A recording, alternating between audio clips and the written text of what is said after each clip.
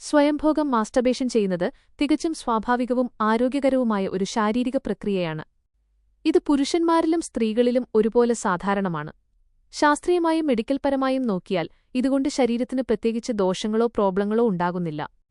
എന്നാൽ ഇതിനെക്കുറിച്ച് സമൂഹത്തിൽ നിലനിൽക്കുന്ന ചില തെറ്റിദ്ധാരണകളും അത് അമിതമാകുമ്പോൾ ഉണ്ടാകുന്ന ചില പ്രായോഗിക ബുദ്ധിമുട്ടുകളും താഴെ പറയുന്നവയാണ്.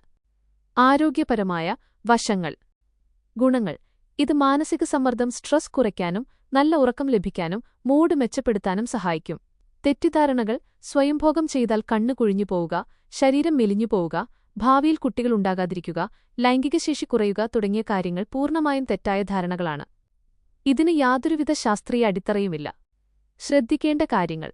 എപ്പോഴാണ് ഇത് പ്രശ്നമാകുന്നത്? സ്വയംഭോഗം ഒരു രോഗമല്ലെങ്കിലും ചില സാഹചര്യങ്ങളിൽ ഇത് വ്യക്തിജീവിതത്തെ ബാധിക്കാം. അമിതമായ ചിന്തയും അഡിക്ഷനും.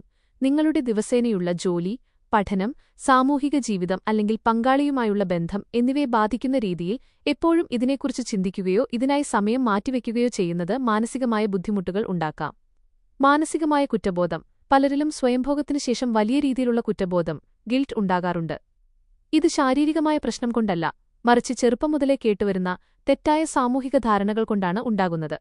ഈ കുറ്റബോധം മാനസിക പിരിമുറുക്കത്തിന് കാരണമാകും. ശാരീരികമായ അസ്വസ്ഥതകൾ. വളരെ കഠിനമായ രീതിയിലോ അല്ലെങ്കിൽ അമിതമായി തുടർച്ചയായോ ചെയ്യുമ്പോൾ ജനനേന്ദ്രിയങ്ങളിൽ ചെറിയ രീതിയിലുള്ള തൊലിപോകലോ വേദനയോ ഉണ്ടാകാം എന്നതൊഴിച്ചാൽ മറ്റ് ഗുരുതരമായ ആരോഗ്യപ്രശ്നങ്ങൾ ഇതുകൊണ്ടുണ്ടാകാറില്ല.